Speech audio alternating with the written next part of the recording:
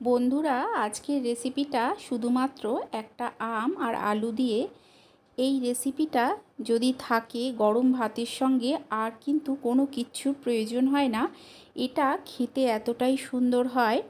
কাঁচা আম দিয়ে আলুর এই রেসিপিটা আপনারা একবার বানিয়ে খেয়ে দেখবেন যে এটা খেতে কতটা দারুণ হয়। তাহলে চলুন দেরি না করে দেখে নেওয়া যাক যে আজকের এই রেসিপিটা আমি কিভাবে বানাই। আজকের এই রেসিপিটা বানানোর জন্য এখানে দেখুন নিয়ে নিয়েছি আমি একটা আম, কাঁচা আম আর দুটো আলু। আপনারা যদি আজকের এই রেসিপিটা বেশি পরিমাণে বানান সেক্ষেত্রে আপনারা আলুর পরিমাণটা বাড়িয়ে নেবেন আর আমের পরিমাণটাও বাড়িয়ে নেবেন। আর যদি মনে হয় কম পরিমাণে বানাবেন সেক্ষেত্রে একটা আলু নেবেন আর আমটা অর্ধেকটা নেবেন। সমস্ত আলুগুলোকে ছুলে নেব। ছুলে নিয়ে আমি একটা বাটিতে জল নিয়ে এর মধ্যে ভিজিয়ে রাখবো। এতে কি হয়, আলুগুলো কালো হয় না। দেখুন অন্যদিকে আমি আলুটাকে নিয়ে নিয়েছি। আলুটাকে প্রথমে এইভাবে গোল গোল করে কাটতে হবে, তবে একটু মোটা রেখে কাটবেন, খুব বেশি মোটাও করবেন না, আবার একদম পাতলাও যেন না হয়।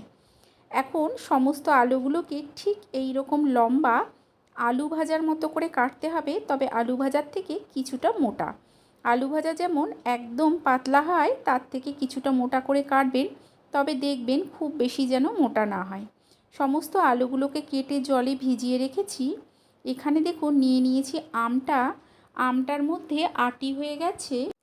প্রথমটাতে আমি বুঝতে পারিনি, কাটার সময় বুঝতে পারলাম যে এটাতে আটি হয়ে গেছে।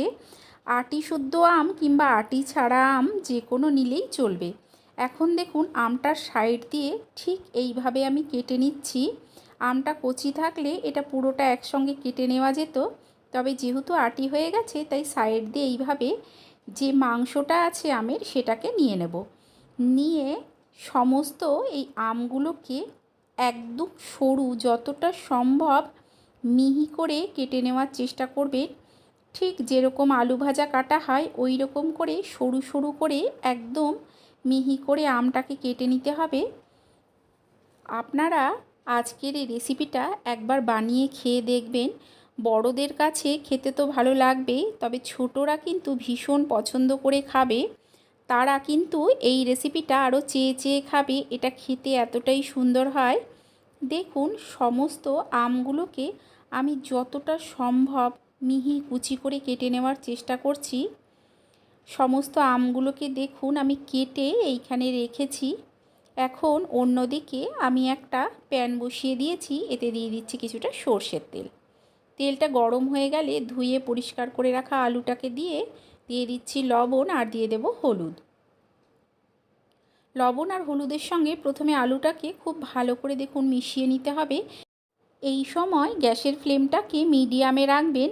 মিডিয়ামে করে আলুটাকে লবণ আর হলুদের সঙ্গে ভালো করে মিশিয়ে নিয়ে গ্যাসের ফ্লেমটাকে একদম লোতে করে দিতে হবে। লোতে করে ঢাকা দিয়ে কিছুক্ষণ হতে দেব। কিছুক্ষণ পর আমি ঢাকাটা তুলে নিচ্ছি, তুলে আপনাদের দেখিয়ে দিচ্ছি। একটা পিঠ কিন্তু কিছুটা ভাজা হয়ে গেছে। একবার সমস্ত আলুগুলোকে ভালো করে মিশিয়ে নেব।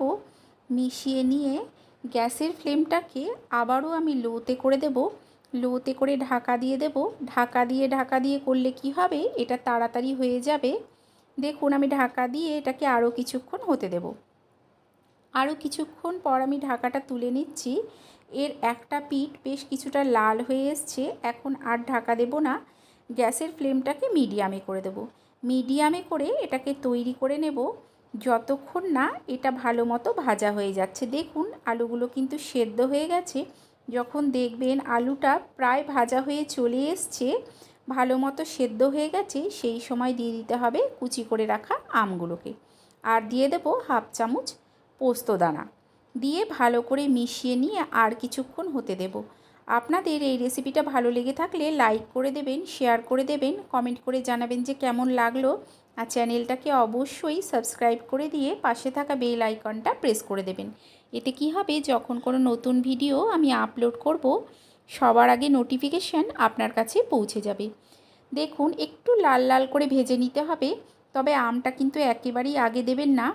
গরম ডাল ভাতের সঙ্গে খেতে কিন্তু ভীষণ ভালো লাগে। তৈরি হয়ে গেছে এই রেসিপি। আপনারা এইভাবে বানিয়ে খাবেন, আশা করছি আপনাদেরও ভালো লাগবে। তাহলে চলুন, আপনাদের সঙ্গে দেখা হচ্ছে আরও একটা নতুন ভিডিও নিয়ে।